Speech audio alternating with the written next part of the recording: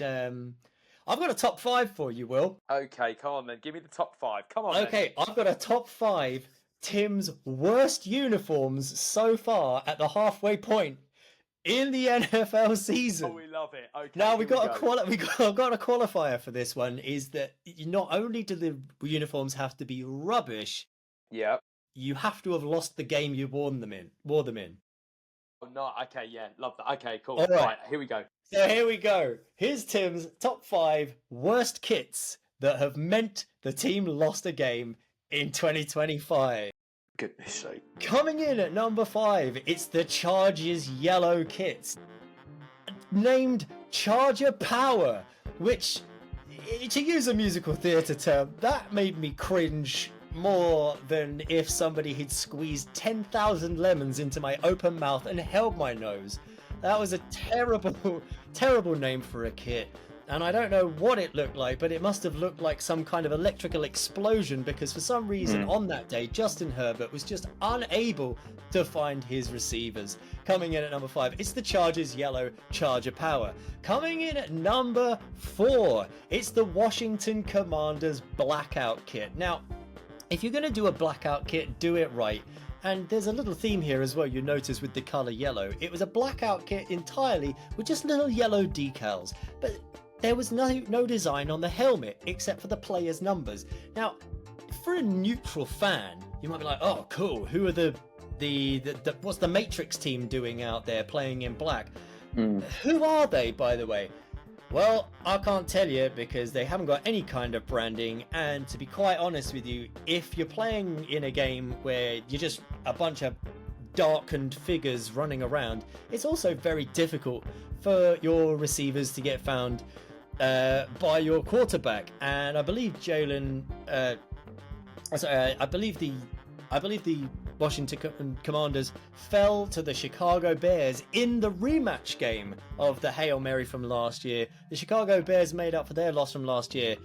The Washington Commanders went down on Monday Night Football. Coming in at number 3, it's the Saints Game Day Gold kits that you and I discussed a little bit earlier this season. Yeah, they shouldn't have been a thing just in general. I personally, I don't know how they're not number 2 or number 1. I sat with Jason, my friend Jason Kaidy, who is a Saints fan, and he went, if you're going to go ugly, if you're going to go garish, at least go so bad it looks good. That's just awful. Well, here's the thing, Will. I think when you hear my number 2 and number 1, you will agree that it was so bad that it was good, that it was bad again.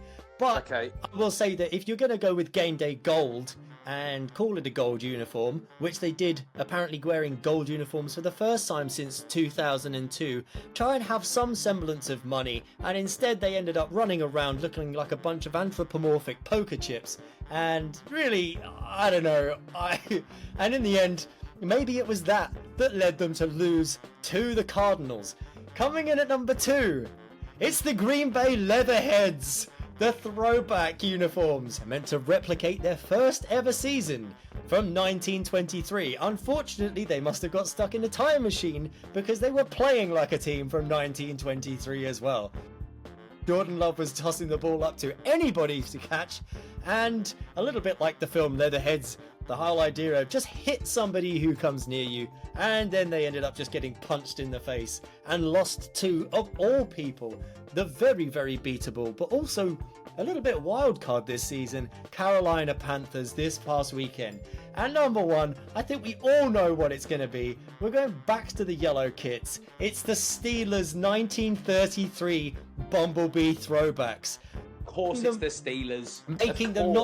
Making them not just look like bumblebees, but like the car Bumblebee from the Transformers. What a disgusting kit it was. Aaron Rodgers didn't know. I mean, why on earth would you make that the game that you're playing against the Green Bay Packers? Aaron Rodgers decided that he would throw to anybody in a yellow helmet, and there you go. So, mate, that is a fantastic top 5. Hey, thanks for stopping by and watching that video. And if you enjoyed it, there's a new episode every Thursday of the Broadway Joes Podcast on Spotify, Apple, or anywhere that you get your podcasts.